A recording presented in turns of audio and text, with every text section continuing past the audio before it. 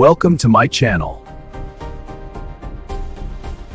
ఒకప్పుడు పచ్చని అడవిలో ప్రశాంతంగా జీవించిన జంతువుల మధ్య ఒక కథ మొదలైంది.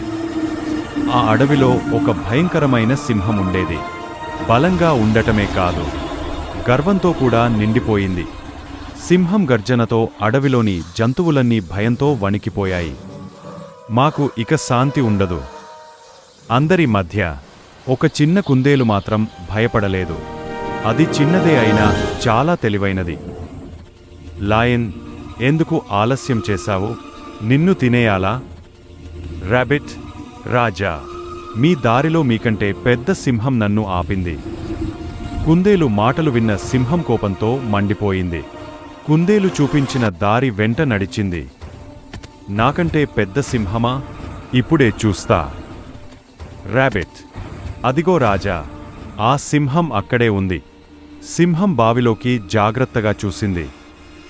లయన్, అది నన్నే చూస్తోంది. నన్ను సవాల్ చేస్తున్నదా? అది తన ప్రతిబింబమేనని సింహానికి తెలియలేదు.